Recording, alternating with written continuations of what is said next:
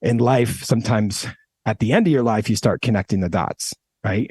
But what if we could flip the script and right now say, oh, these are these chapters in my life. How do these chapters actually weave together for us to be empowered to say, wow, I could combine my passions and then create something fresh and new. And that's really what I've been doing with my music career.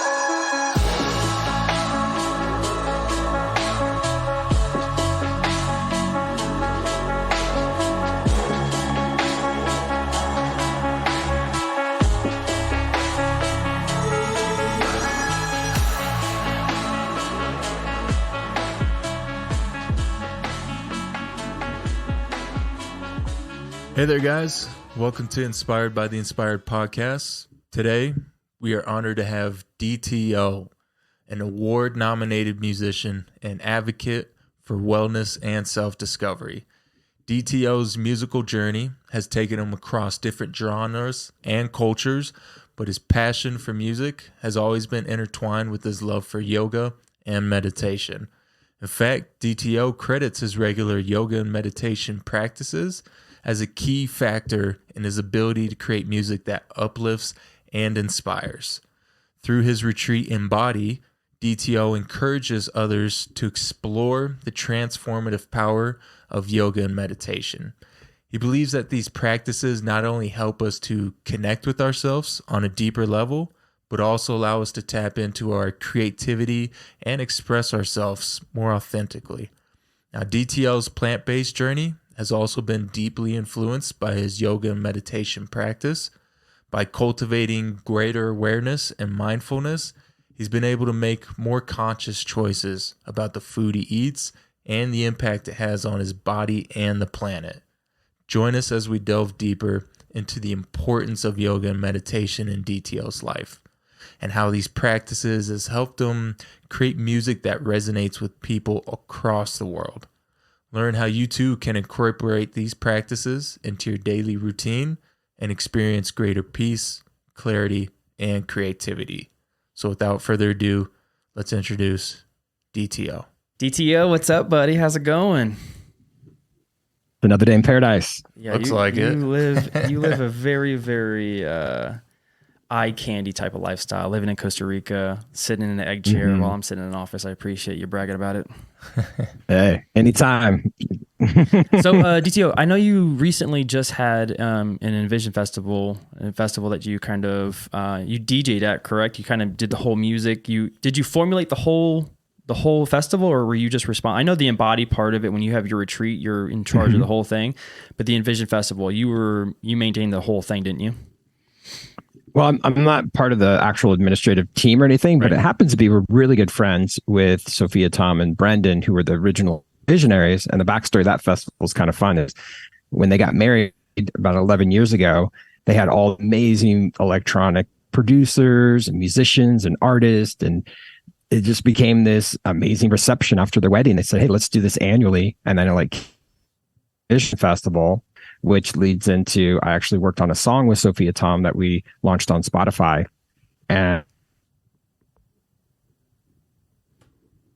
at Envision. So I had 3 total sets where I got to play my music that is for yoga, meditation, and upbeat dance music that has a lot of mantras. And mantras are from India, and they're ways that you can give blessings to your life or have intentions.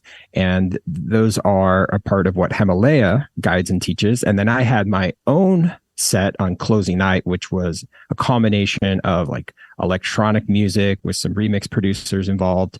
So a lot of acrobatics and aerials. And if you haven't been to any of these festivals, whoever is watching or listening, it's a lot of fun. It's all about creativity, self-expression, and really community. I feel at the end of the day, that's what all of us here as human organisms are seeking. Yeah. Well, I've is seen community on Instagram, and connection. It's so cool looking at what you guys kind of are doing over there, and like you said, the community base where everyone is just kind of there for the same reason, and it looks like a gigantic party with a lot of meaning behind it.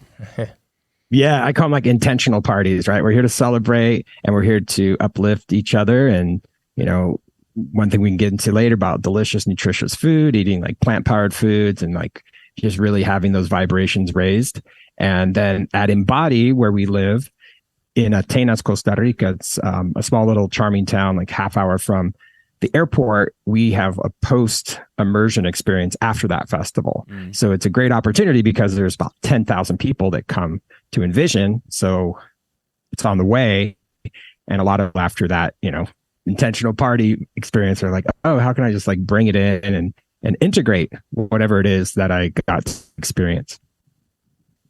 That's awesome, man. So I do want to let's bring it way back. Let's try to how does a small town Ohio or Iowa? I'm trying to think of Iowan. Is that what you guys are called? Iowans, or how to we're Coloradians. Iowans, yeah. I don't know. So how does a small kid from Iowa become an award-nominated music producer who lives in Costa Rica, who owns the retreat, who kind of just live in the lifestyle? And so we can all kind of just try to take bits and pieces of your lifestyle and try to accomplish that ourselves. Yeah, brother. Thanks for the question. And I feel that that's the key word here is lifestyle. That's what we're all a part of, I feel, at some level. And for us to even be curious and analyze what kind of lifestyle we're living is important. And sometimes what we learn in life is what to do and what not to do. Mm-hmm. So taking you back to my origin story of being from the cornfields of Iowa, I definitely grew up, with wonderful Midwestern culture. My parents are both teachers. My dad was a U.S. history teacher, U.S. government and foreign policy. And so it was great to be a part of education in that world of academia. And then I got the state government, federal government. So, systems of how people can play well together or not play well together and create laws and legislation and, just making sure that everyone's in a society that we feel taken care of, we feel safe. And so when I grew up, I did have a really great childhood. It was, going to the park, night, coming home when the light, this whole world we're in now. So I'm one of those high.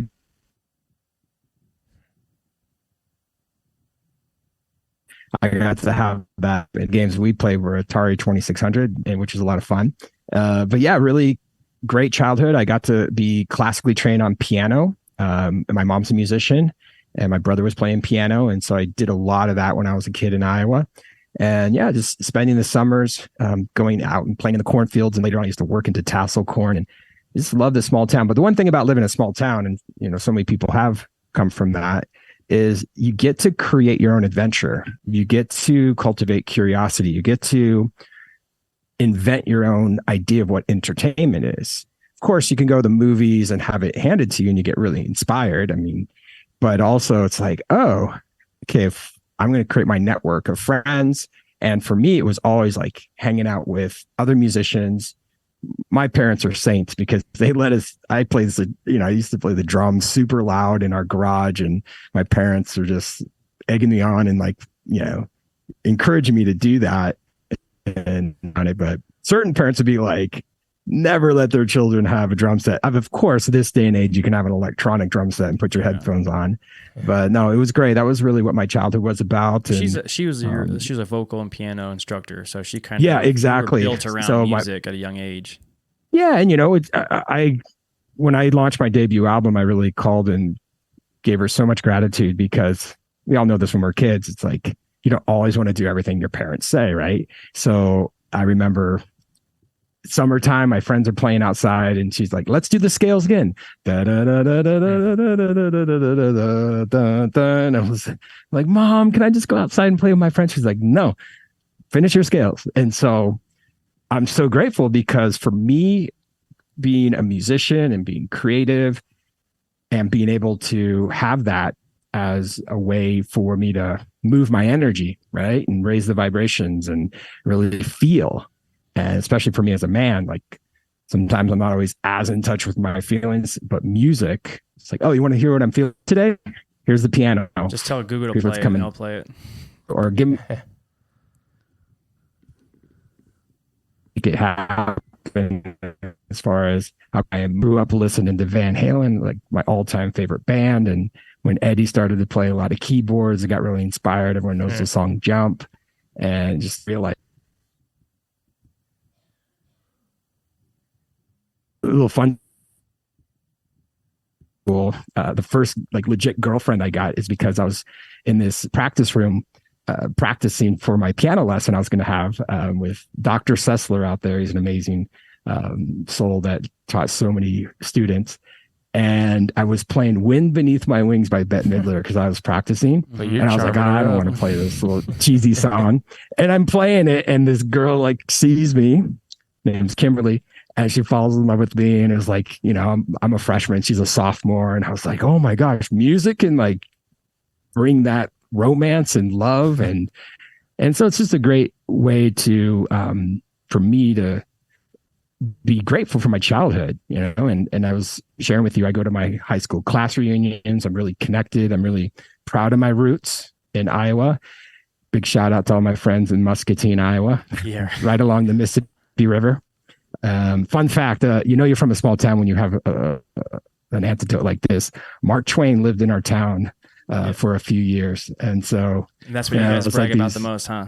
We brag about Mark Twain, and he used to, in his memoirs, would write about how we have some of the best sunsets in the world. That was our claim to fame. Other than that, there's no one else knows about Iowa. Everyone mistakes it for Idaho. So when was that transition from leaving a small town in order to kind of accomplish your musical journey? Yeah. Well, great story about that is when I was 15 years old, I was about to become a freshman in high school. This amazing opportunity fell into our high school's lap, which was we had a sister city school in Japan, Ichikawa Daima, which is outside of Tokyo. And they gave us the opportunity to go for 10 days and play at this festival and basically live with a couple Japanese families, be hosted by them. You know, none of us had our passports. All of us back then, I mean, this is 1989. Our world view was pretty much a map that was two-dimensional. We didn't really, it's no Google Earth. We didn't have all these abilities to like learn more about. If you want to learn about Japan, you'd have to like read about it. You couldn't go into like a movie and learn about it necessarily. So for me, when I got to go to Japan and perform as a musician, a part of the marching band, that was a big breakthrough. I mean, technically it was my first international gig, which was a great one. And, just that's when I also kind of fell in love with other cultures of like, oh, there's more than just, this small town out there. And then the transition from there was, okay, well, how am I going to want to see the world more? And then what is there to see in the world? And so my senior year in high school, I dated a girl from Mexico, and a sweet soul. Her name's Paloma. And I ended up going down to the Yucatan area. And I went more like to learn Spanish and more like a tourist. I went to like Chichen Itza and the pyramids and the Mayan culture. And I got fascinated by all of that. I went to Tulum. I went to Uxmal, started to learn more Spanish, learn about cultures. Then, of course, tying it into music, then I started hearing more like Latin American music and bongos and congos and different types of styles of music and salsa and merengue.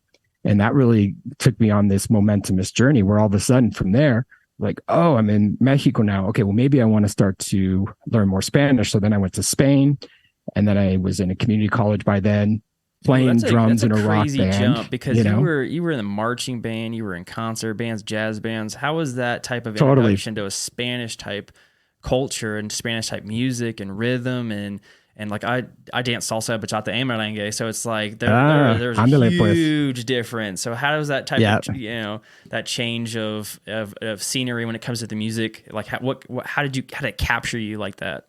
Mm-hmm. Yeah. Oh well, I'll say the big thing for me was when I was in high school, and there are some Mexican American friends that I grew up with, and listening to some styles like some cumbias, and it was a lot of fun. But like what got my body moving and some of the dances that you were mentioning that you can actually have a partner dance, which is so much fun. I was in Venezuela studying there at the National University, living with a family. And I realized that it was a cultural thing. Like on weekends, everyone goes out dancing. And as a college student, you know, when I was at the University of Iowa, I would go out on the weekends and you go out with your friends and go to the bars or, you know, whole college life. But when you go to Latin American college life, it's like, let's go to a discoteca, right? Let's go actually and dance, partner dance, have fun, and have a great weekend together.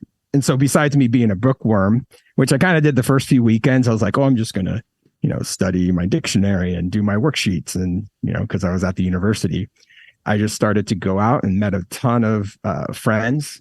And they taught me like how salsa works and the rhythm and how your body moves. And it was amazing for me because as a drummer, as a musician, I already had a knack for hearing and feeling different rhythmical takes. But, you know, the ritmo latino is the da, da, da, da, da, da, da, da, and then all these different percussion. And the first time I saw a live salsa band, which, you know, 12 people, I was just blown away how it was this like collection of energy moving together and just sounded phenomenal. So it just opened my eyes to other instruments, which, as you know, leads me into, you know, how I started to learn about instruments from India and the sitar and the tabla and all these different styles and the harmonium. You're lucky because my experience of learning salsa bachata merengue was at a local YMCA. So but see, like we had teachers, like my friends were my teachers. Like they were like, you got to come check it out. You got to do it. So it's like getting that type of, because there's Cuban style and there's LA style and there's different types of styles. So it was like learning a particular one was cool. But Colombian, but that was my love for Spanish music. That was my love for being able to listen to it without just going, oh, you know, like turn it off. I can't understand it necessarily. Like you still can't understand what it is, but you understand where that rhythm is, and you kind of it's like mesmerizing. Like especially when you see it come together. You know, like when you see people form a circle and they start dancing and they start with rhythm and they're just in sync and unison. It's an amazing experience. Well, it's also that curiosity theme of like seeing someone dance amazingly well and like in this flow state, and you're like, I want to do that. Yeah. And you're like, okay, how do I move my feet? How do I do this? And there's a lot of, as life has, you know, 3 ways to learn anything, right? Practice, practice, practice. Yeah. And that's pretty much what I had, is a great group of friends that were Latinos, and they would, you know, we'd eat fresh mangoes, hang out on the weekends and be like, okay, now I'm going to show this gringo how it goes. Exactly. And they had the patience and time. And these were different eras, right? This is like in the 90s where we didn't have like so many distractions and everything else happening in our lives. It was when I was an exchange student, it was lovely because I just felt like, you know, I walked to campus. I just got to naturally meet people. It's almost like a time machine when I think of it now. Were you recording so that was great any for music me during that time then? Like producing at that time? Because I'm sure like the music in that aspect, you're like, okay, I want to incorporate this somehow, play with this a little bit. Yeah. Well, let me go back to that. So I began multi-track recording.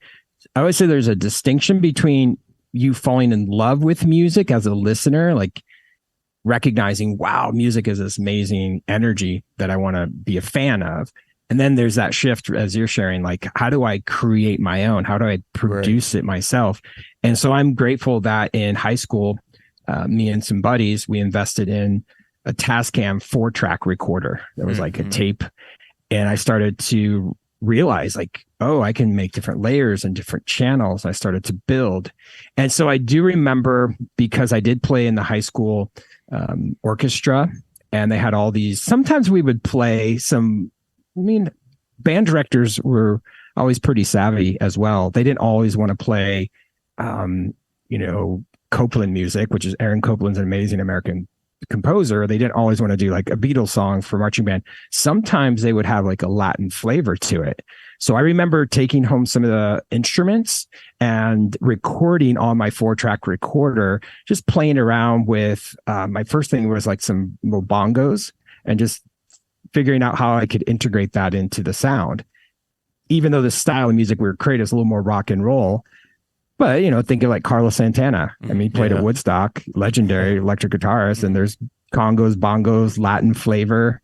Oye, ¿cómo va el ritmo? Bueno, pa gozar. So, that was my opening to, putting more instruments into that. So I was already kind of experimenting with that prior. And because I had a really great drum teacher, he was bringing in some like Latin flavors and sounds and different rhythmical elements and components. So that did become a part of my sound design of experimenting with other styles of instruments globally. Yeah. Because I see too, like with your album Infinite Energy, you have like 7 different, like wide ranges of cultures all into one aspect, which is actually pretty impressive to see. Thank you. Yeah, that was my sophomore album. And essentially what I recognized was there's all this ancient wisdom from India that for me can support us with modern day insanity. And as we've talked about meditation and yoga and how it's had a massive influence more and more every day, for me, that album was, how can I be a bridge? How can I educate people about these 7 energy centers in our body, like our root chakra all the way up to our crown chakra? And there's these chakra systems, which are like energy centers. And essentially it was, I want to represent each of those through music.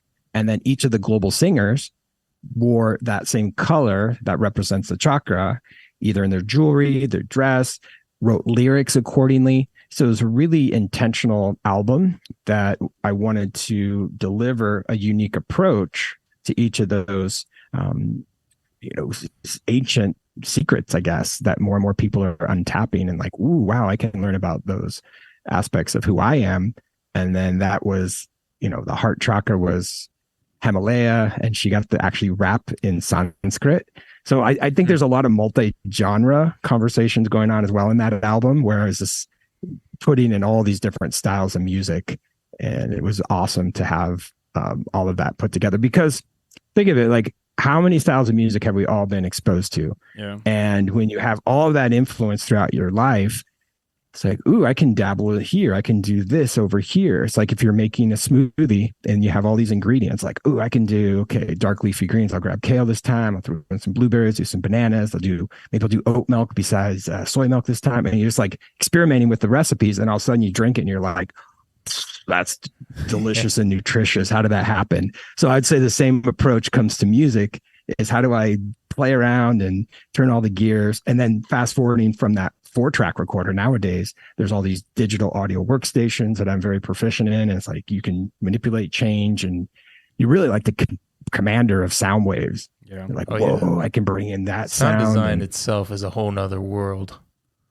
It is, yeah, like right, left ear panning. What kind of, my philosophy, I'll break it down real fast for you. I feel like, is it organic sounding?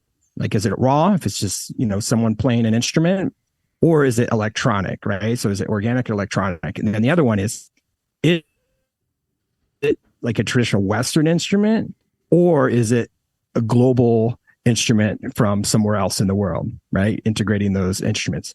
And then the last thing, this was a big aha moment on that album, Infinite Energy, was the frequencies of sound, right? Just like Nikola Tesla said, it's all energy, vibration, and frequency. So then it was like, I'd listen to a song, somebody would be like, it sounds really low end. I hear some high end, but where's like the center? Where's the solar plexus or the heart chakra or the throat chakra or whatever it is?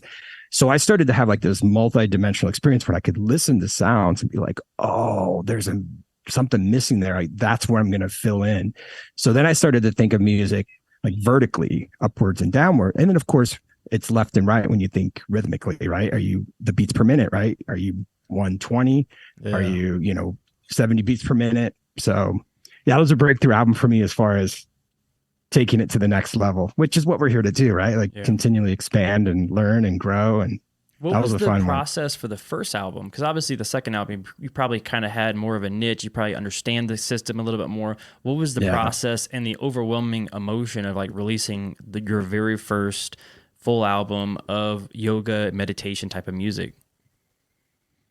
Well, they always say about any artist's first album is you had your whole lifetime to work on it. Yeah. Right. Even just think about it, feel into what you love, like your whole lifespan of experiences. Like, how am I going to represent my own signature sound since the beginning of when I started to fall in love with music and be exposed, as I was sharing earlier, to all these different styles?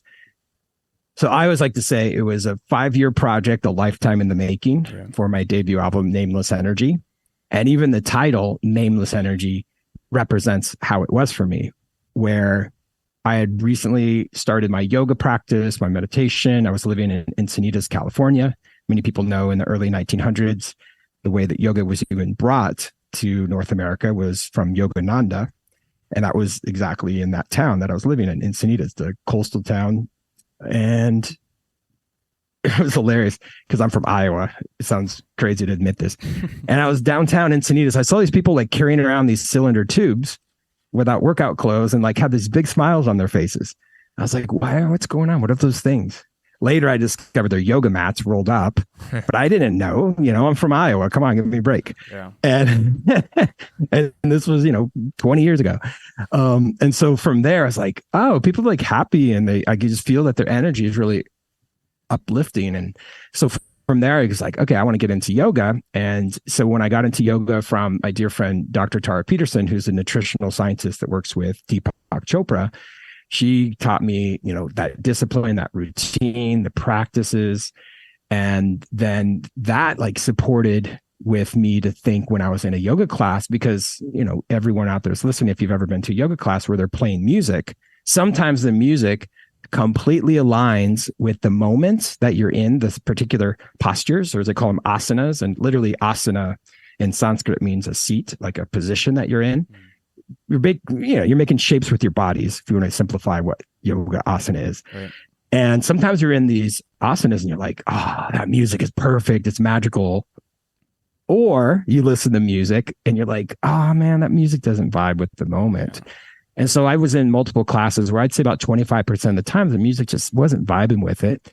So guess what? Me as a musician, classically trained and playing in all these styles of music that you're mentioning, Sean, about like jazz band and orchestra and concert band, rock bands, marching bands. I just had all this knowledge in my mind. And I was like, oh, well, what would I do as a musician? And I was like an aha moment for me.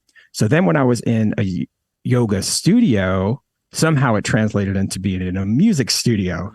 So for that stretch of time when I was developing Nameless Energy, I was just always in a studio, whether it's a yoga studio or a music studio. And they just kind of cross-pollinated all the time because I was in the laboratory of just coming up with ideas. And those of you that have taken a vinyasa flow class, at the beginning, it's called the integration where, you came from work, you might have been driving, you get into the studio. It's like, how do you integrate into your body? How do you like actually transition from whatever the, you're dealing with that day? How do you go into your own practice and, focus on you? And so the first song that I created is called Breath.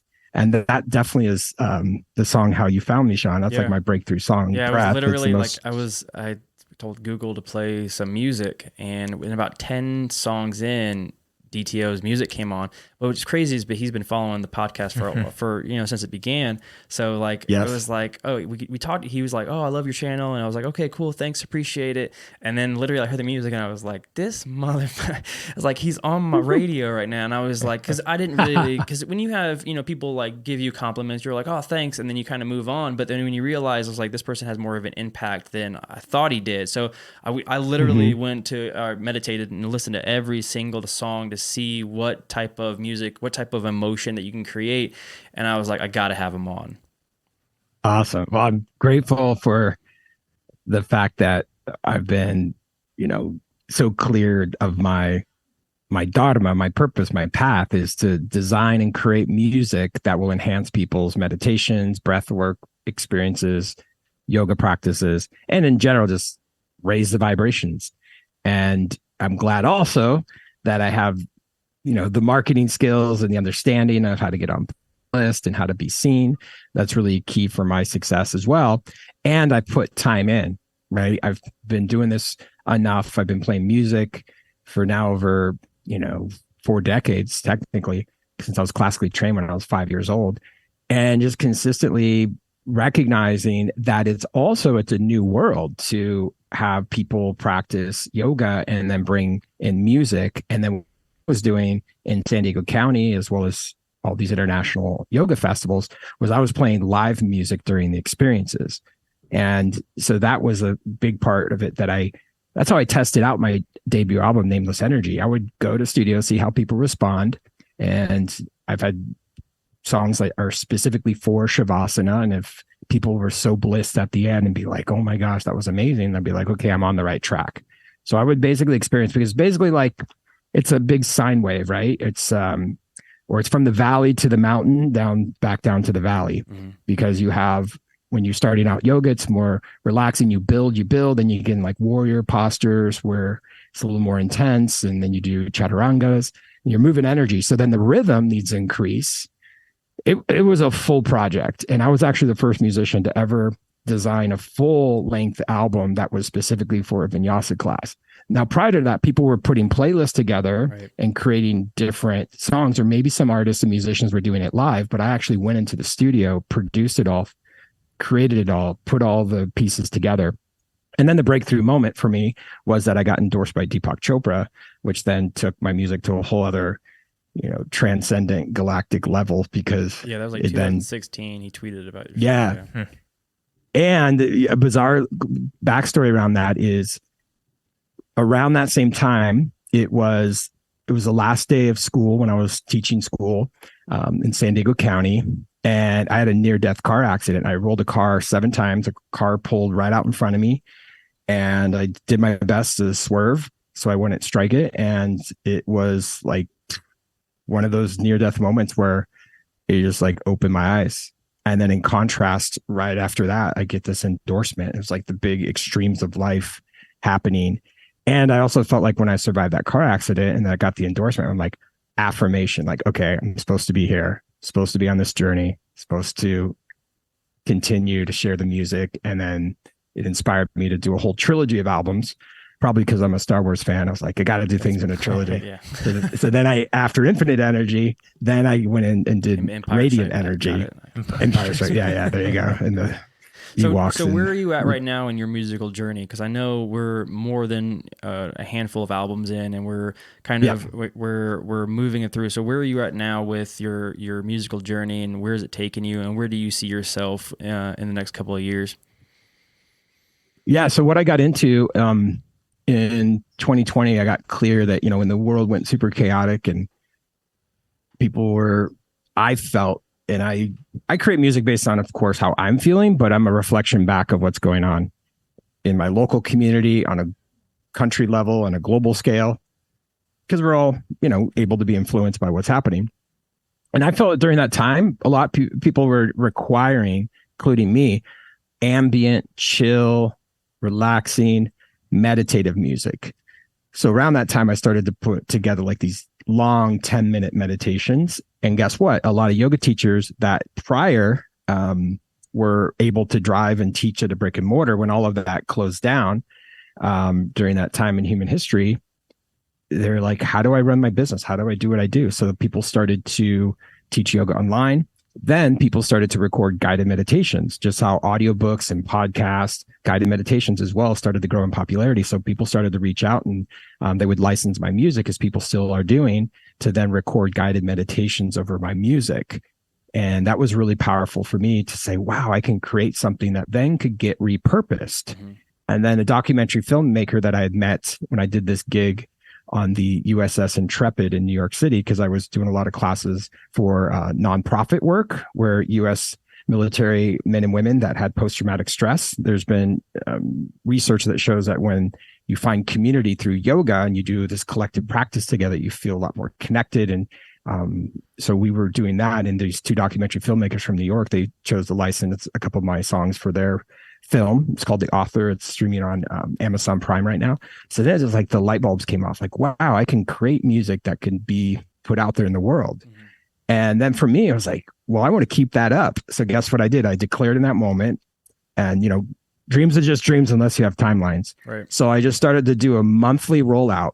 So from that moment on, if you check out, my Spotify or however you listen to my music, you'll see that I've been very consistent on rolling out music monthly. Because albums, who wants to wait a whole year to do anything?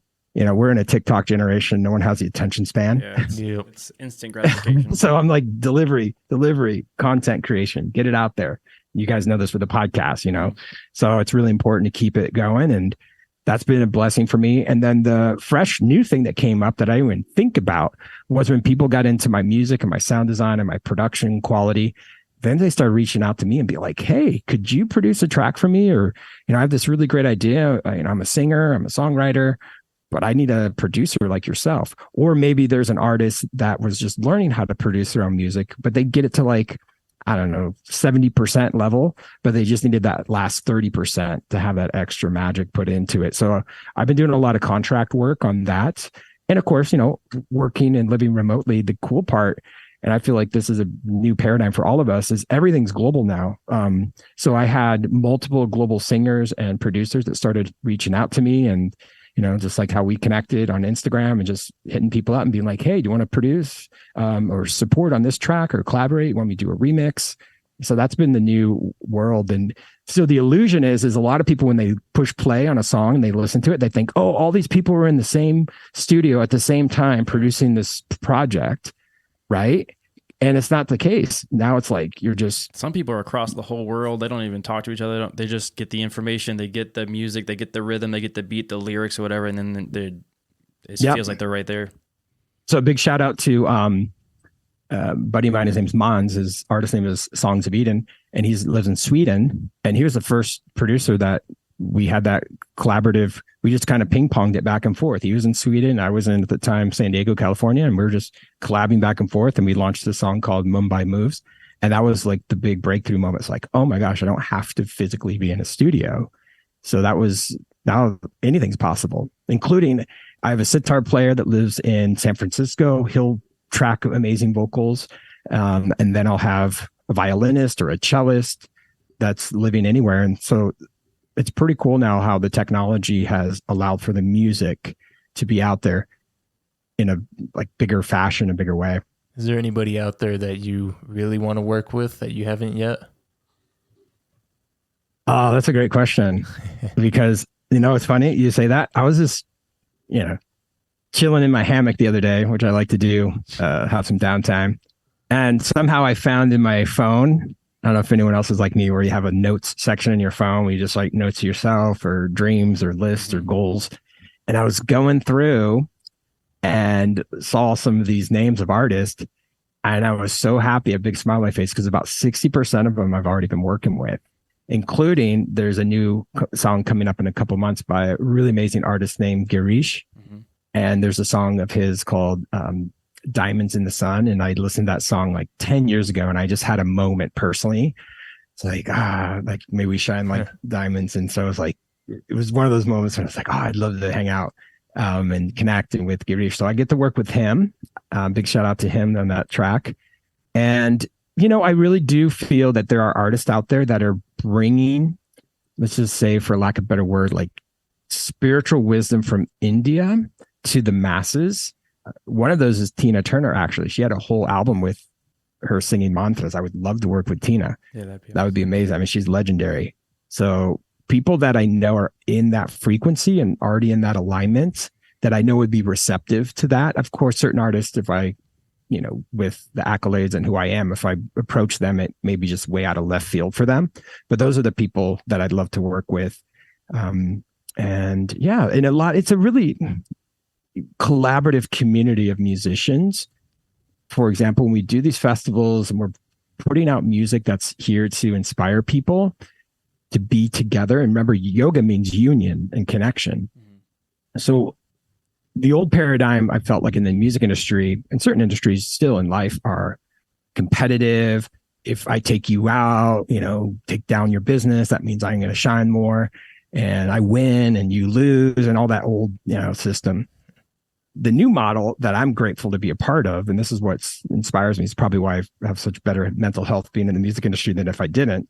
And I've attended the Grammys before, and, I know that there's, some competitiveness around that. But I feel like this niche group of musicians and artists that are creating this like high vibrational music, a lot of us are collaborative, and a lot of us will share contacts and share musicians and all of that. So the way that I've been collaborating with people is based on what the fans want, because the algorithms already show you, like when you're on Spotify, it'll say fans also like Skysia, fans also like Dub Sutra, who's I've collaborated with. Metallica. So what I'll do is I figure, yeah, there you go. Hey, those guys would do it. And nothing else matters. We're emptiness, right? It's like the whole Kung Fu Panda. It's nothingness, nothing matters, you know. I love the work of Jack Black, by the way. He's amazing. Actually, I saw Jack Black. I was at like Disneyland in Anaheim, and he was there with like his nephew one day. Like, oh, this is Jack Black. Actually, people sometimes when I have a big beard, they'll say I look like Jack Black. He seems like a cool enough dude where you can kind of approach him with that. Yeah. Totally. No, he's one of those guys.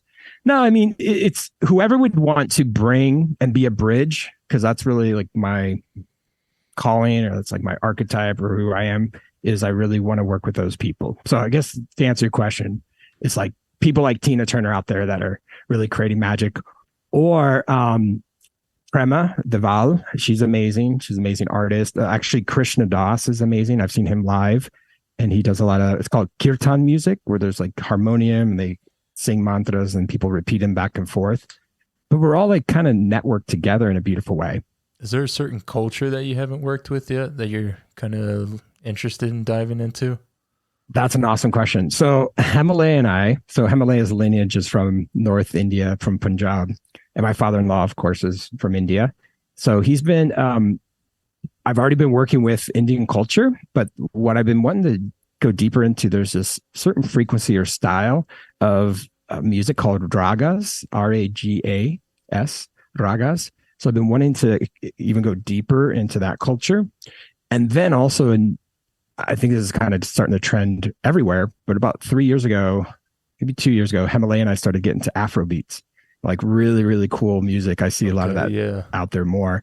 And when we do our transformational camps for adults, and we're here at Embody in Costa Rica, we'll do like traditional Bhangra music from India, and then we'll do some Afro beats. So I've been, I'll reveal a little bit behind the scenes here. I've been working on some Latin, Afro, Indian beats, like trying to like the rest of the recipe with together. The smoothie. One word. Yeah, just like stir it all up, which I encourage you. I have a track on my, it's actually the last track in my whole trilogy. I told you about my track Breath. The very last track is called Bliss, which, you know, it's called Anandamaya Kosh, because there's the 5 koshas, which is my album Radiant Energy, which is the physical body, the energy body, the emotional body, the wisdom body, and then the bliss body. So that track is a hybrid of reggae, rock, and hip hop. I was going to ask you, is there any genre that you wouldn't touch? No, I've been playing with a lot of them. And I had a buddy just recently went through my entire catalog of music, and he said, DTO, that track Bliss, man, that hit me hard. That was amazing.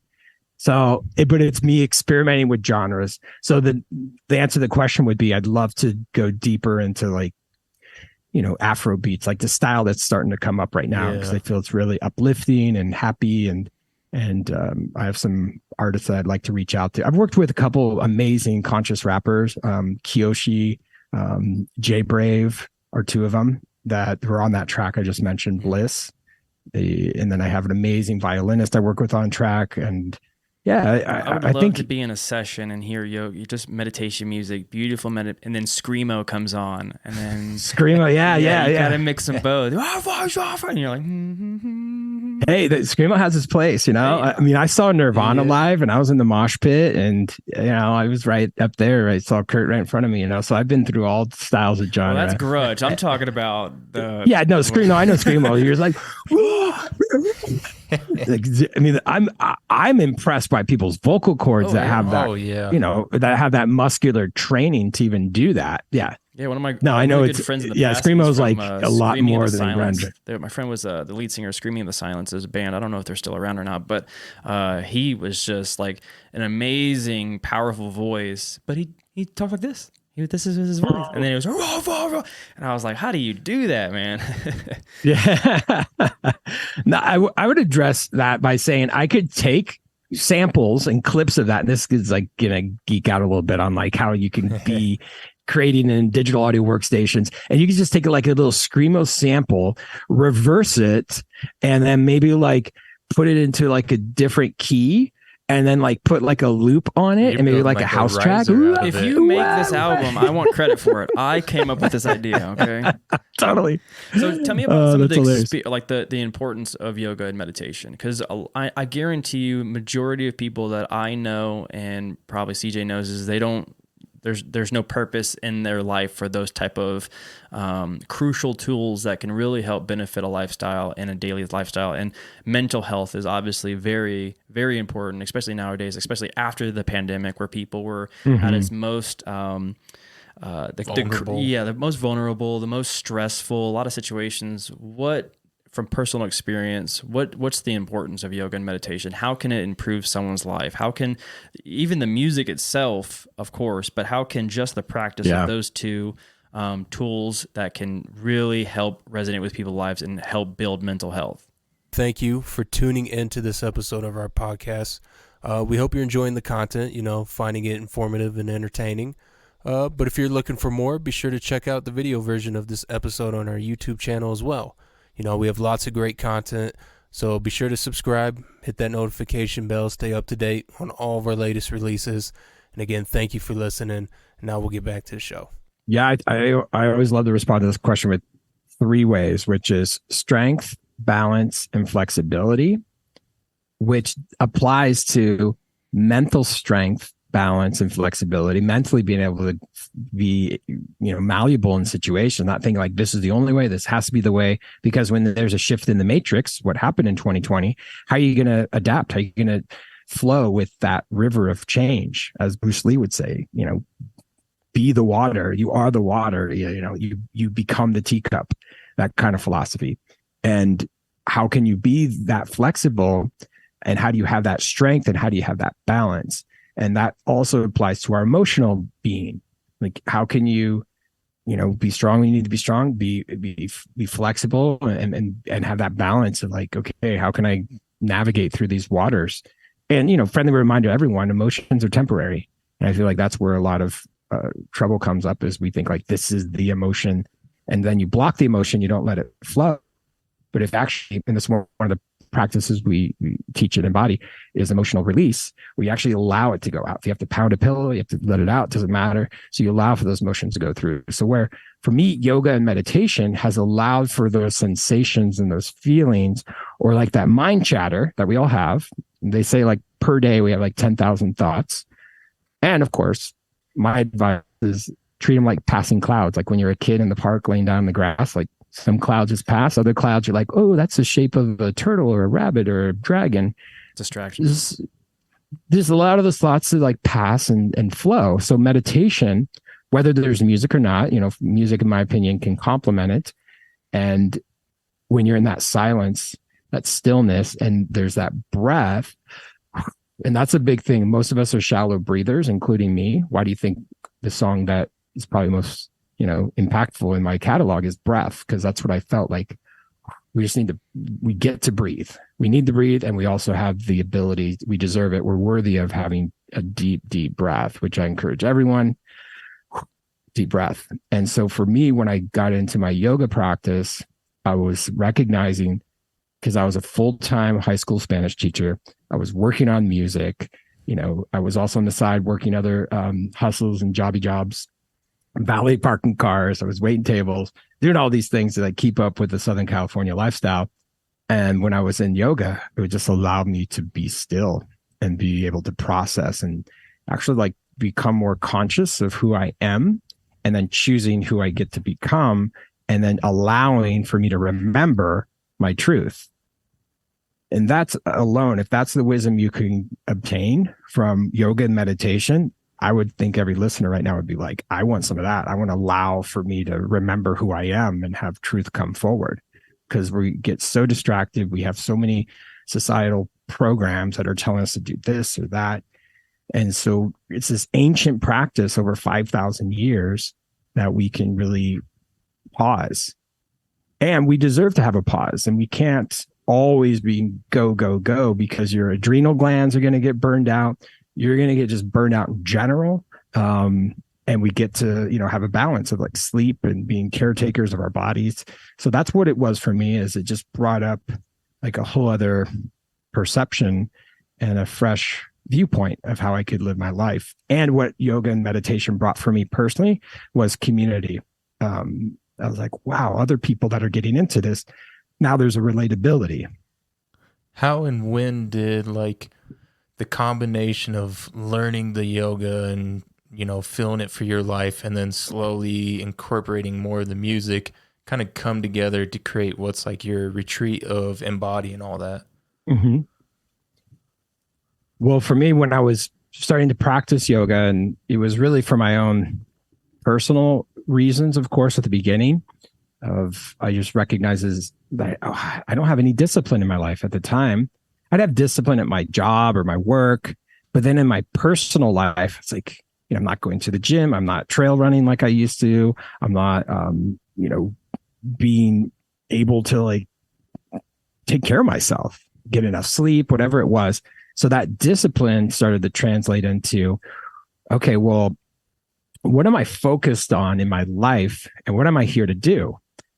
And when I went to Burning Man, I did a decompression experience at this festival in California in Joshua Tree called Bhakti Fest. And I took a class, and his name's Dharma Mitra. He's originally from Brazil. He has an amazing yoga studio in New York. He's one of those guys that can like stand on his head without any like hands. It's incredible what he can do with his body. He's like 70 years old. And when I was in this class with Dharma Mitra, we all were closing our eyes and we all did a collective Om, like 200 people. And it was like this Om and all of the room. I just felt the vibration. We did it 3 times. And I felt at that moment, like this sense of peace and stillness. And I also felt like almost like my consciousness in a way, like left my body in some like galactic cosmic place. And then when I got like back into my body, and if anyone's been in a Shavasana, which is the last phase of yoga when you're lying down, it's called corpse pose. You know that sometimes you can like drift off and then you like get back in your body. Even if you take a nap, that's like a form of meditation almost, right? When you get back in your body, you're like, whoa, where am I? And so when I got present to where I was in that specific class, I heard live musicians playing. And that was my Doc Brown 1.21 gigawatts moment where I was like, that's it. I'm a musician and I've been doing musicians activities and focused on all these different genres and music theory. And I have mentored students, and like that was a big key role in my life. Then I was just getting into yoga. So I was like, wow, okay. My 3 decades of being a musician, my 3 years of practicing yoga, like synergize in that moment. And that was my aha moment to create my debut album. And then that, of course, has ripple effect into where I am at Embody, Costa Rica, whereas we have this wellness sanctuary where people get to come here. They get to experience sound healing, walk around with a rain stick, a harmonium, and really bring music into people's journey as they meditate here in the beautiful green, lush rainforest in the mountains. So that's been a big part for me, is being in nature is something we all forget to be in at times. So that's another key element, is when you're in nature, when you're meditating, you have some music, it kind of all weaves together. But that story for me is really powerful because that was 10 years ago, actually. It like allowed me to, Steve Jobs said it famously in some graduation ceremony where he was saying basically like in life, sometimes at the end of your life, you start connecting the dots, right? Yeah. But what if we could flip the script and right now say, oh, these are these chapters in my life. How do these chapters actually weave together for us to be empowered to say, wow, I could combine my passions and then create something fresh and new. And that's really what I've been doing with my music career. Yeah, it's crazy because when you mentioned nature, like going out in nature, there's, I don't know if it's just anybody, but it's me, like where there's this feeling that you feel like when you're out in the mountains, when you're out in the fields, when you're in forests, there's like a feeling where you just feel free. Like there's no more stress, you know? And I think that's why like when people say, oh, we need a vacation, you need a vacation. I was like, if you can escape every once in a while, which is great, but if you could find ways to escape a little bit more often, I think that's why people live in certain areas, is because there's a vacation every single day. Like Costa Rica is like every day. Yep. There's stress where you need it to be, but there's also majority of your time you need to make sure that your body, you're not losing years of your life dealing with stress, shit that doesn't matter. You can't go with it. When you die, none of that shit goes with you. But living the fullest of life is nature, is finding peace, finding mental health, physical health, being able to be as flexible as possible. Just because the more stress you are shows you how much, how much tender and how much tension that you have in your body. All those things correlate to a better life. So if you were to talk to someone, if someone came up to you and go, I want to practice this, I want to practice yoga, I want to practice meditation, how would you introduce someone to on a basic level so it's not a one and done deal, like within a week they're done? What can help them try to create a lifestyle of adding these type of tools to their life? Yeah, I think incremental steps, focus on the step that you're in life. And so I would customize and personalize that experience based on who that person is, of course, right? Like if it's someone that's, as you're sharing, like I have no clue what meditation is. Maybe they've been the traditional like religious experiences when they're praying. And, it's all about human consciousness being focused and allowing to release what no longer serves us. So if someone, there's intuition around it as well. Like if I know like someone's carrying like 100-pound backpack energetically, like why are you carrying that around? Why are you I think it was a Zen Buddhist, right, where they were on a hike with a bunch of his students, and he's like, how heavy is that rock if you hold on to it? And they were like, well, if I hold on to that rock, it's gonna be really heavy. It's like, it's only heavy if you choose to lift it. Yeah, I saw another one of the teacher it was a glass of water. It was a jar of water. And then he'd pour a little bit and goes, how much does that water weigh? And they would all give their guesstimation. He goes, how much do you think this weighs? How much do you think this weighs? How much does it weigh? And they gave their answer. He goes, no, the water weighs nothing. It's the jar of the amount that you're putting in, the holding, the stillness, you putting it right here. That's what's weighing you down. Mm-hmm. So it's it's like every single day we just build stress levels, work, school, family, friends, strangers, everything is just building up. And a lot of people don't have that vessel to empty it, to how to deal with it. So meditation, yoga tools, is an excellent tool to use. Yeah. And you're only as good as your tools. We all know this. Like if we're going to go, like the three of us say, hey, let's go dig a ditch.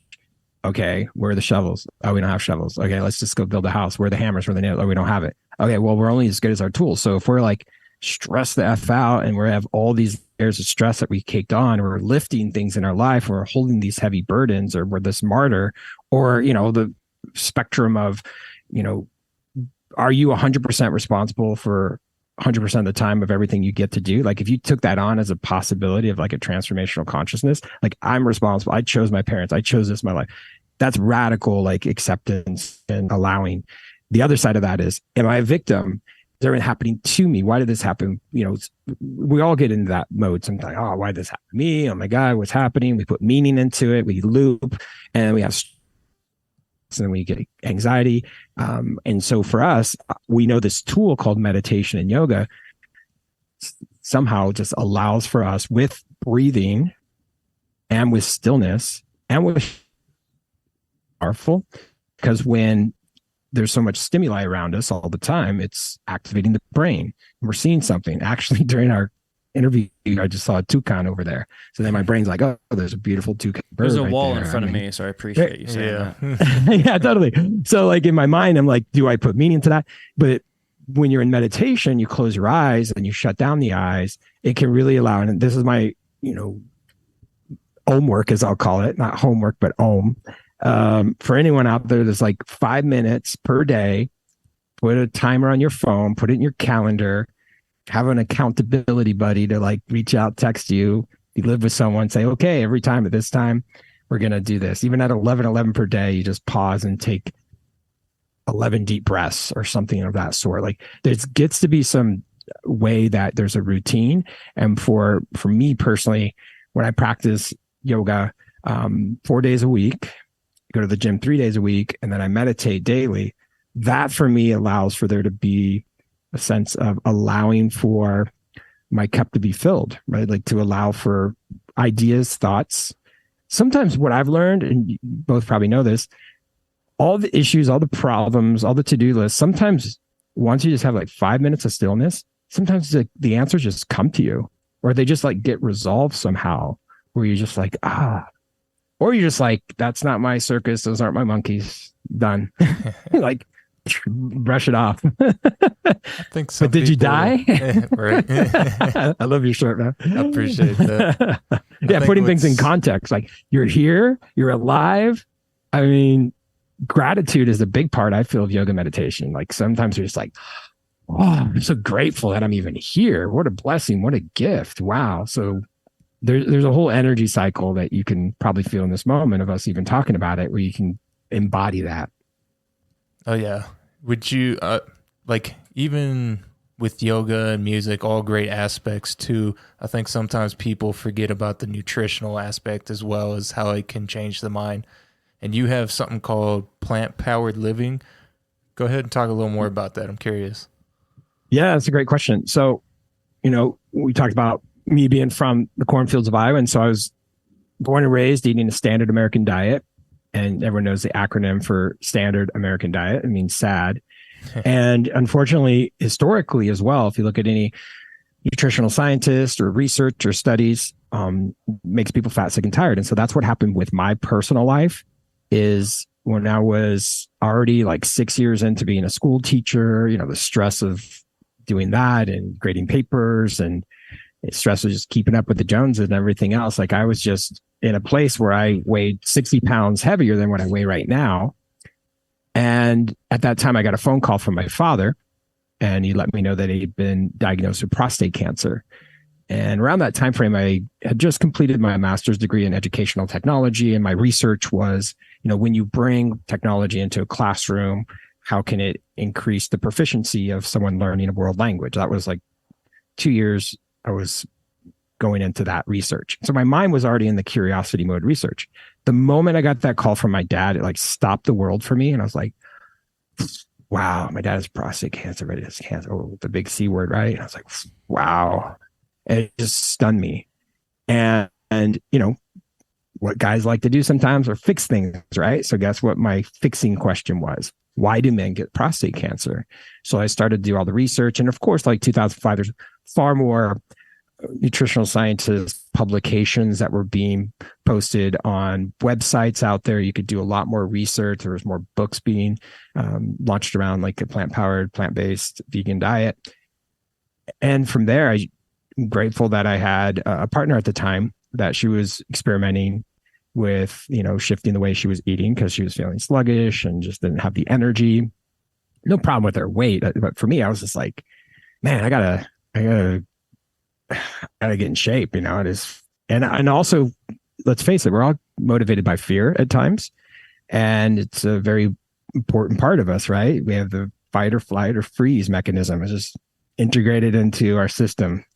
And so for me, I got to study. I read a book called The China Study around the cases that they had where people that were eating a more plant-based diet were living longer. They had less cases of dis-ease in the body. And so I just started to hear more nutritional experts talk about it. And I just started to go deeper into it. And then ultimately I just went for it.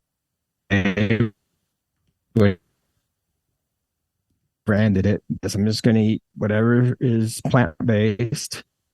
And the cool part about it is serve myself my plate. No one said anything. No one even noticed.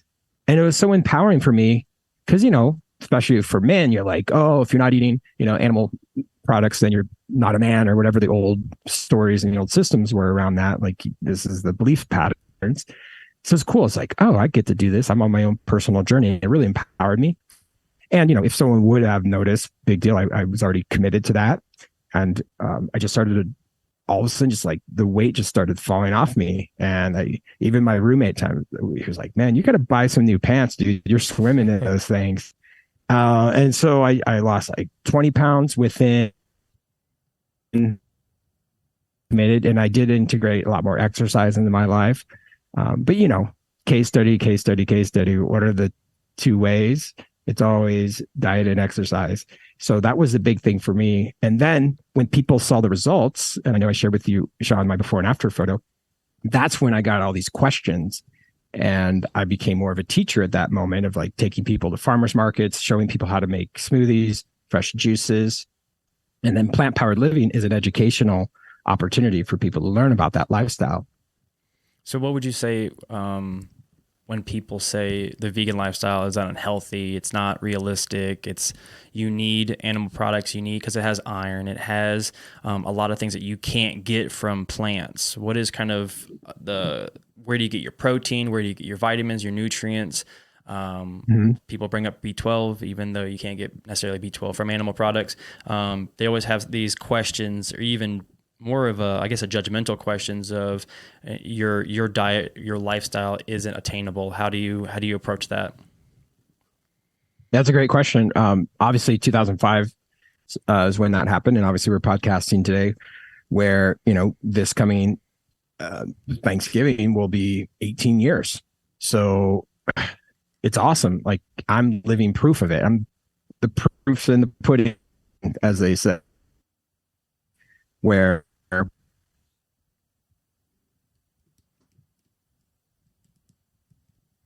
this, if it weren't for me eating a cleaner diet and having yoga, meditation, having all these practices and having the proper nutrition that my body deserves,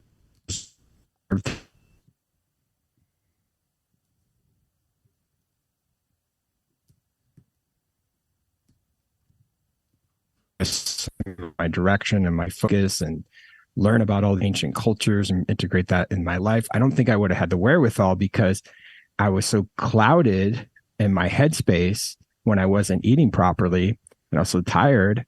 I just couldn't have done it. So I believe that when you fuel your temple properly and earn that quinoa,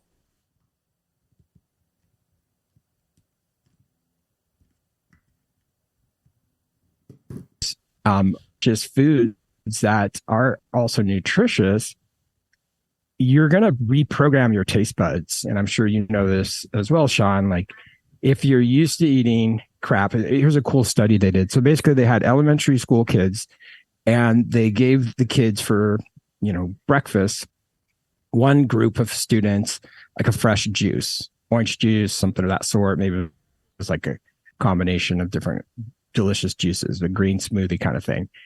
And then they had another group that was just like processed, like junk food, essentially. And then they had an open table at lunch, and they allowed the students to choose what they ate. And according to that study, the students that had already eaten life-enhancing foods gravitated towards that momentum of desiring that life-enhancing food. The kids that started their day with having junk food, crap food, processed foods, wanted to continue that pattern. And that's actually just on that small little case study. That's like a representation of multiple decades of what's been going on in many countries. So where it's not healthcare, it's sick care, right? Let's try to get to the point where it's, a lot of time it's people think that, like, I hear it from both spectrums. It's where when people compare a plant-based diet, they compare it to junk food and processed food, but not all. Oh yeah. Not all animal products are processed in junk food. There are organic type of chicken. There's organic type of food. It's absolutely. The same thing with the reverse. Like, a lot of people who eat meat, they'll go, like, oh yeah, eating processed food is bad. You have Beyond Meat burgers. You have Impossible burgers. Like, the comparison is wrong. So what would you say when someone goes, but organic chicken is, there's a lot of nutrients. In steak, there's a lot of nutrients. There's a lot of things that can help build muscle and build optimization. But I think we're on the same argument as so we're not arguing that that's not possible. That's not true. It's saying that on the plant-based diet, you can live an optimal life. You can big muscles. You can have a bodybuilder physique. You can have an endurance body that can last forever. Where do you think that that argument lies in about the vegan diet not being optimal?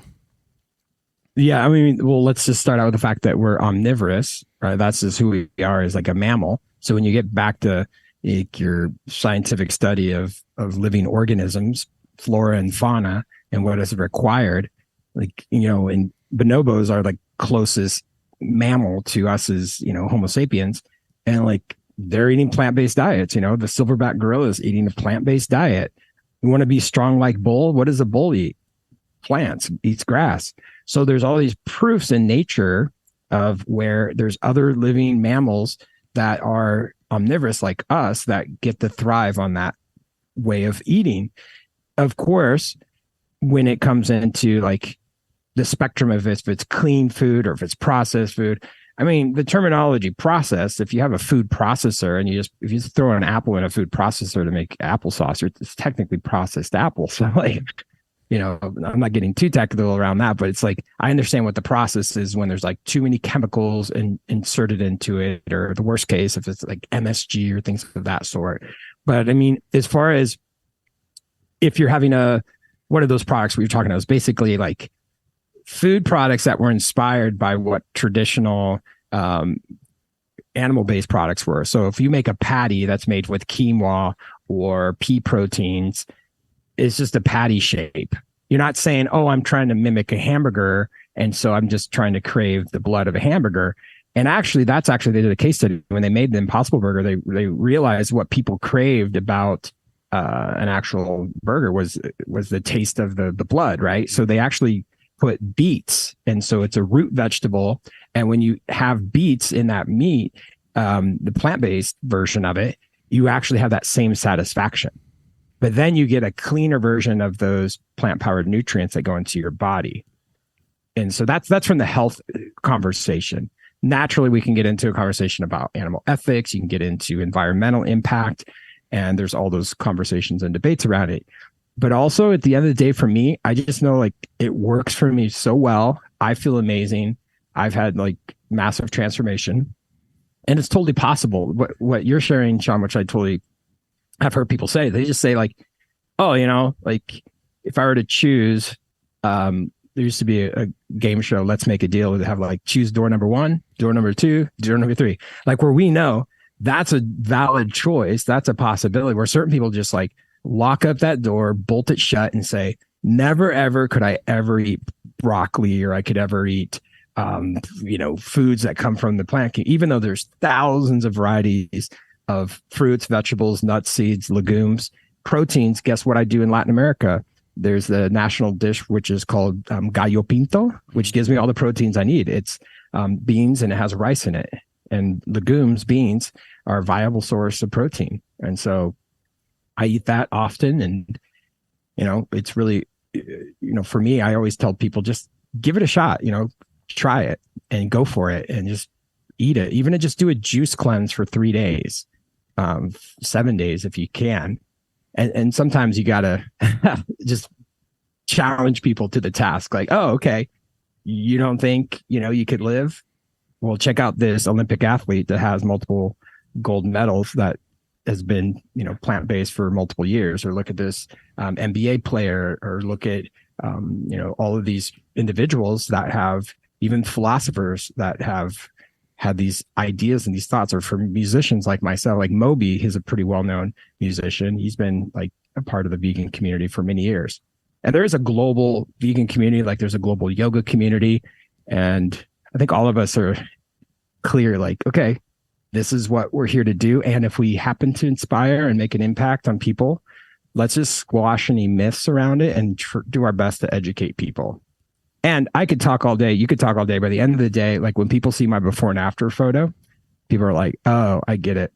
Okay. Yeah. You I think there's totally there's transformed. There's a huge judgmental on both sides. Like when people say it's a vegan community, like, but you don't hear a community of omnivores or meat eaters, whatever. Like they don't have that community because it's just, that's the standard, So that's the standard. Yeah. And I think that when one interpretation is saying it is like people believe that vegans think they're better than meat eaters, and meat eaters think vegans are, way out of on left field, and there's just as a judgmental thing. And I always wanted to clear it up. It's like well, at least from me, because I do believe there is a lot of judgmental in the field, but it's like just don't knock it till you try it. A lot of people believe that there's impossible and beyond, because if you're going to create, if you want something to look like meat, why don't you just eat meat? And I think it's transitional food. It's those type of things are to help people make that jump over. But when it comes into your plant powered living, absolutely. Your business, how is that incorporated? What's the because I know you do plant powered kids, right? Like where you go after the young kids, and to the point where you're trying to help them make decisions for themselves, or at least give them that conversation to have with their parents. Well, child obesity is a legit reason why people aren't living as long as they used to. So if the purpose of life is to be alive, then wouldn't you believe, like, if you could have the most optimized approach to having your child live longer, have a higher quality of life? And actually, they've done some case studies where like even IQ levels can go up 2 or 3 percentages. And, especially with how competitive colleges are, I think most parents would want their kids to like at least have an opportunity to try something that would work really well, as far as enhancing their overall experience in the world. And so that's what our Plant Powered Kids movement was about, is practicing yoga, meditation, and then after classes we'd have a fresh juice. And the kids are like, oh my gosh, like fresh pineapple juice combined with carrot juice or apple or whatever combinations we had at the time, or even a green smoothie, right, where you'd have all these like opportunities where maybe at their house, or maybe like with government run school meals, they didn't ever have that opportunity. So that's where we were feeling, and my background being in public education, it was always like more and more that I see in my lifetime, there were more of those options. So if a kid's vegetarian, vegan on campus, they could actually order that. And the same thing when people come to most places, even like theme parks now have those options because they realize that the population's growing. And I think now it's like 10 to 12% in the States are people that are vegan or vegetarian. And so, it's also like supply and demand. So the Impossible Burgers or those Beyond Meat burgers, they're simply, as you said, like they're a bridge opportunity for someone to try it. And, if you're going to have a Super Bowl party, you're going to grill out, have a Beyond Meat burger. I have them sometimes and they're great. But my brother, of all people, I didn't think he'd ever want to try one. He even tried one at one of the restaurants and he was like, yeah, those are pretty good, actually. Couldn't really tell the difference. I was like, well, how do you season the meat anyway? How do you season the raw meat? You season it with plants, so it's like putting on the oregano and the spices. You think that it should be eaten every day and that kind of thing. Like processed food on any type of diet is going to be. Yeah. So that's there's the balance part of it, right? Like for me on a daily basis, I have like, my lifestyle in Costa Rica, I have like fresh papaya every morning. And then I'll have like some cereals, some oats, some grains. And then, pretty much like lunchtime, I'll have, I always make like a protein smoothie. And I'll put like fresh bananas that we grow on our land and blueberries and all of this. And so, you have to also lay out a plan for people. Like, what are the recipes? And that's one thing we do at Plant Powered Living is we share recipes so people know what's possible. But yeah, having the amount of processed foods compared to having like more natural foods, or just eating an apple or eating a carrot, just eating fresh raw foods in their natural form. After a while, as I said, like your taste buds will change and it'll eventually like be where you can do it. You make a routine out of it. Again, like I know for you, Sean, you say like 10 years vegan and I'm 18 years vegan coming up, and it's totally possible and feels good and works great for us. And yeah, just keep on. If anyone has any questions, feel free to ask us. Awesome. I'm curious, like you got music going, you got yoga going, you got nutrition, teaching, everything. What's kind of like a good overall message that you're trying to get to everybody? My message, number one, is presence.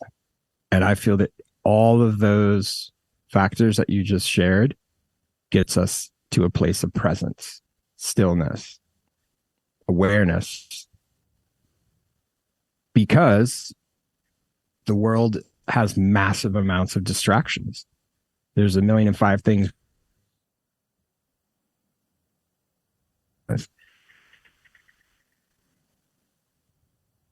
And what is it? The fork for me was, is this choice I'm making life destructive, or is this choice life enhancing? And if you make that turn more often, and you make that choice and you integrate that wisdom that you have and say, oh, that's a life enhancing choice. I'm doing something that is a life destructive choice. Case in point, when I was in a rock band in high school, I was smoking cigarettes because Joe Camel told me to, right? All of us were. We were in a rock band, you smoke, it was cool. And my aunt that lived in Buffalo, New York, I went out to see her, and pretty much I watched her die, and she just became a skeleton. And the life destructive choice she made was to be addicted to that. And she died. And I came back from that, and all my buddies were like, let's rock and roll, man. They're smoking. I'm like, nah, I'm good. I'm good. I just watched my aunt die of that crap, man. I'm out. And I thought they were going to reject me, and I thought like I was going to be cool. But they were like, yeah, oh, whatever, man.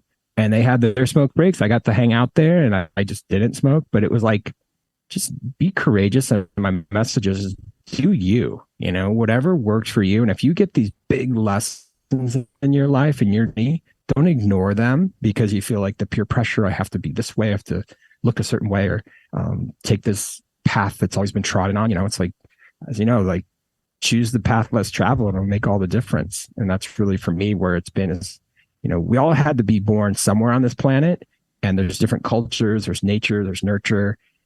And as you make these life enhancing choices, and it's also like pay it forward and be of service to others. So like plant powered living is about taking people to farmers markets, educating people. Embody is like come to Costa Rica, get out of the country that you might always get used to being in and explore something new, like be courageous. And also when it comes to music, like how can we all have a creative expression where we feel alive by doing that? We move, and it's something also that can make an impact with other people. And then as far as yoga meditation, it's like, oh, how can we go inward to our journey in order to go outward into the world and, be that change that we choose to be. That's awesome. You got any future projects coming up? Any big plans? Yeah, we're building a ton on our beautiful acre of land called Embody. We actually have a architect coming out to create a big master plan of how we can do more permaculture, grow more of our own food.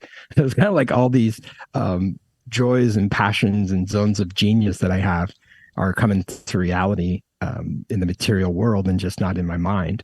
Where I'm going to be building a recording production studio where people can fly in and check out our space and record whatever they're wanting to, learn how to produce their own music. And then if people want to come and learn more about Ayurvedic practices of health and nutrition, they can work with Himalaya on that. And then about, as I said, we do these, camps for adults. And the next thing we're doing as well is we're bringing more local community people. We're doing like a free community yoga class. And every time I do an album launch, I actually made this choice recently, I'm going to be doing like a big community event to hear the song, come together, be on the land and have like an awesome potluck and connect. And yeah, so that's like the big plan for me is to grow this space, call more people. I invite everyone that's listening to come to Embody Costa Rica, check us out. And well, let's bring it up because we actually haven't dived into the actual establishment of Embody Costa Rica. You have a retreat in Costa Rica that is it 7 days or 10 days? Because I know I've heard it's 10 days, correct? Or it's as long as you want to. If you want the full experience, it's a 10-day. If your schedule only allows for a week, then that's great. It's always the first week of December, which is perfect because in most parts of the States, you're suffering with the weather. And it's right in between those stressful holidays, right, of Thanksgiving and then Christmas time or Hanukkah, whatever you celebrate. So from there, it's like this really great opportunity for people to come and kind of like clear their energy. And, there's biological family, and then we have our soul family, which I'm sure a lot of people have heard that term. It's like connect with like-minded souls, people that have common interests. And that's really what we're creating here in Costa Rica. And, my history as well, as I said, like coming to all these Spanish-speaking countries just really encouraged me to want to live. But remember the old story, like a lot of us still have, is work, 30, 35 years, 40 years, and then this like someday syndrome, as I call it. Someday you'll have this beautiful life when you're in your 60s or 70s. And I think there's big protest in France because they're like trying to change the age of retirement. And they're like, sorry, psych, we didn't bring that. 2 more years. But, yeah. So like now, Himalaya and I, we flipped the script where besides in our 60s, we moved to Costa Rica in our 40s. So I feel like it is a lifestyle, and we call them transformational camps for adults, the 7-day retreat experience that we host. And then the 3-day experience, we have an opportunity for people to go deeper. We have a psilocybin journey, which is facilitated by people that are very knowledgeable about how to hold space. And if anyone doesn't know what psilocybin is, it is like what you call magic mushrooms, where it's a psychoactive psychedelic experience where you can choose how deep you'd like to go based on how many grams. And it is a ceremony, and it's a sacrament that if you choose to have, it can really expand and open up your consciousness, your heart, your mind. And for me, when I had my first experience in that, 2009, it was so awakening for me that it got me even my name, Dave the Organism. I started to realize that we're all these organisms, and life is filled with all these living organisms, and we're on this planet that's alive. And it really gave me that acknowledgement, and it allowed me to even see like who I am in this journey in my life. And that was really powerful for me. And of course, those people that are called to go deeper, that's what we do offer on our land. And that's what some people are called to do when they come to Latin America. You know, a lot of people go to Peru or Costa Rica for ayahuasca ceremonies or other kind of sacraments. So that's one of those sacred spaces that we have as the option. So that's where you're asking, like the 7 or the 10-day, the 3-day post immersion is that opportunity for those people that are called to do that. Do you remember your first mushroom trip? I do. There's a little like canyon area where we live. And I just remember sitting on top of a rock, looking down the canyon. You can literally see like the earth breathing with you as you're breathing. One of the most opening experiences I've ever had. Well, it's so funny because like I didn't do shrooms until I got to Colorado because obviously it's frowned upon. Same thing with marijuana, it's frowned upon. Obviously illegal in a lot of areas, but it's not legal. It's not illegal here. But when I first did shrooms, I was like, I've always been a visualized person. As a filmmaker, I always want to see like what my mind can do, what can it bring. And I first did it. I think it was like a chocolate bar. And I guess I didn't take enough of it because I didn't experience anything. And then we finally got real ones, and me and my brother ate it. And you see the detail and everything. Obviously, when you do like a gram and a half, you see details. You see like you're in a snow globe outside, beautiful nature, beautiful. You see just every little bit aspect of it. But when you start doing more and more, that's when you start really penetrating the brain and seeing what the opportunity is endless, like geometric shapes. You see all these cool things, but I always want to get people out of that vibe where it's like, oh, it's not right, it's wrong, it's stupid, you shouldn't do it. So it's like I want to make sure like people understand like it is an amazing experience. Obviously, you want someone there to help you and make sure you have some guidance. You know, sharmas, like they help you understand what's real and what's not. But it's an amazing experience that I kind of believe like everybody should be a part of. You know. Absolutely. So, you know, the famous book by Ram Dass, Be Here Now, who explored psychedelics and went to India and very, very much a guide and a leader in that space. He always talked about two things, like set and setting, where what's your mindset, where are you at in your life? And then what's the physical setting? Like, as you said, you're in a canyon when you did yours. So like you're in this setting that's like spacious and open and in nature. And you got to experience and witness life herself alive and breathing, and that's really powerful. So that's what we do here is we're in nature. We have facilitators, we call them guardians of energy, that really allow for us to know, as you said, like what's real, what's not. And if you are here to move through those energies, then get to move through it, because there's always that beautiful light at the end. And as you said, the dosages, right? Like in Terence McKenna, obviously famously talked about 3.5 grams, which is the hero's dose. And you go like really deep.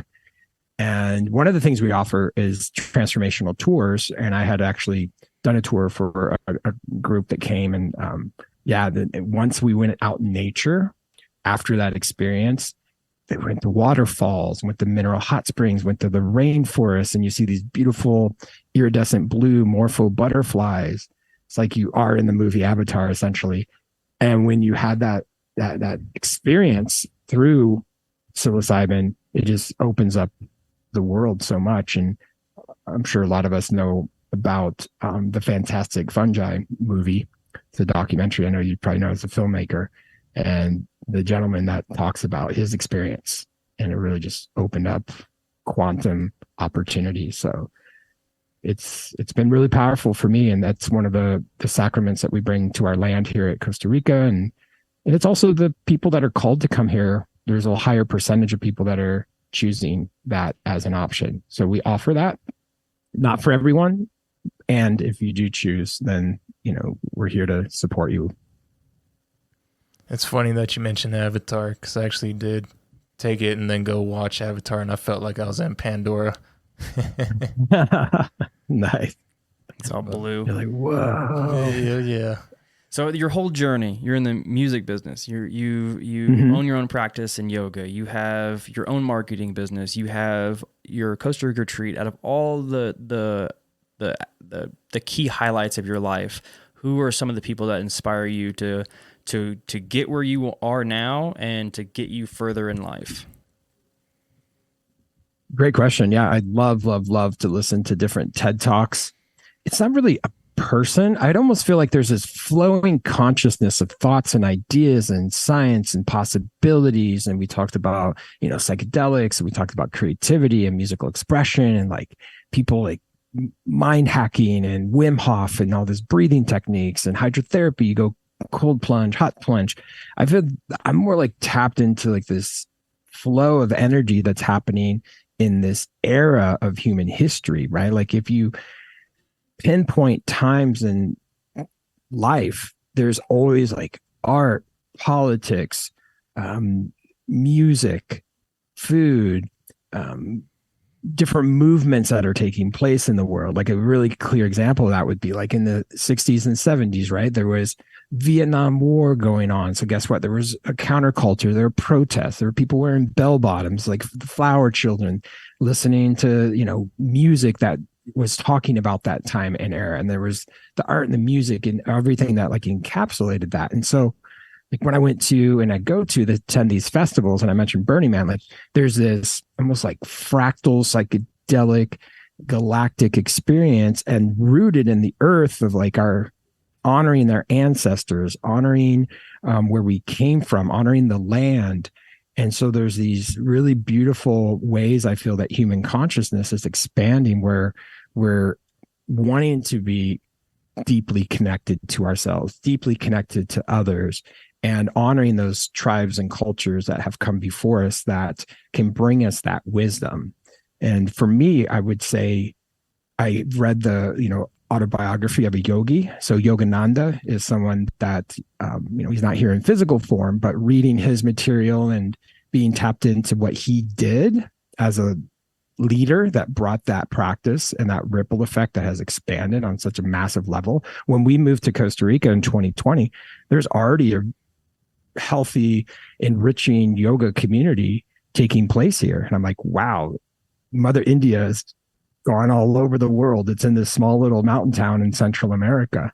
So honoring people and knowing like, hey, what kind of impact could we have in the world if we chose that calling and we chose that ability to, as what we're sharing, like all my interests, like how do I create this hexagon of ways to empower and impact people? And for me, the key word of education is really powerful for me, because if it weren't for people educating me and weren't for people that have come into my life, I would also say there's a gentleman named Jeffrey Armstrong, who's really beautiful soul. He talks about Vedic philosophy, and he's really knowledgeable about mantras and India and how, men can bring that in and women as well. But for him personally, like how, he's from a small town like I am, and how that's just made all the difference in the world because he's been able to travel and share. So those are a few names of people that I've really honored. And, I also feel like there's a lack of leadership in the world, right? I always feel like there's not like this Martin Luther King Jr. There's not like this person that we're here like putting so much time and energy. So I almost feel like it's given us, because the tree of life has been shaken and stirred in the last 2 to 3 years and people scattered. I'm not the only person that left California. I know so many people that have. Yeah. So it's like people are finding their own way and their own paths. And it's almost like, how can we take these ecosystems and these templates for success and build it and recreate this new world? As Buckminster Fuller, who's another name that I love, talked about, it's like, let's not worry about fighting the old system and the old belief. Let's just create a brand new paradigm. And that's what I love about like where I live in the world, is so many of us are saying, here we are, let's leave our problems at the border, the old stories, and let's create something fresh and new. And I feel like I'm I'm very much in that game. Himalaya leads women's circles. I'm a part of a men's circle here, and coming together and uniting and connecting in all the ways we are able to. But yeah, I always, Alan Watts is another one that even in my music, I have a song on my debut album called Cosmic Grounding, which kind of talks about what I just said. That. I'm not going to lie. If it has Alan Watts in it, I probably heard it. Yeah. And there's a line he says, ready to wake up. Yeah. And he's like, you think you're only inside your skin, like foolish you. Yeah. This cosmic multidimensional being. Yeah, so when I got into Alan Watts, it was like, whoa. So there are a lot of philosophers that I love that then I integrate my music. I integrated my philosophies of living. And so, yeah. Thank you so much for coming out in your Costa Rica vacation. Hopefully we didn't disturb you on your beautiful day with your toucans flying around. Your beautiful blueberries. For sure. I appreciate it. I learned a lot, and it's really cool having somebody on here that kind of shares a lot of the same type of interest and the goals in life that we all want to kind of do is make the place, just a better day every single day kind of thing. So I appreciate you taking your time out and joining us on our podcast. I appreciate the invitation. Grateful to be with you gentlemen and cultivate this conversation and know that we can have so many different pathways to learn, explore, and discover. And thank you for having this podcast, for reaching more of the masses around these topics and these themes. And I'm really honored to be a guest today. So thank you. Yeah. We'll see you in Costa Rica in December. So we'll make it happen. Where can people find you? DTOmusic.com, as well as embodicostarica.com. And if you want your vision with marketing and as a soulpreneur to be that perfect reflection, everythingisperfect.com. Everything's perfect. There you go. Thank you, buddy. Awesome. Thank you. Appreciate it. Thanks, gentlemen. Take it easy.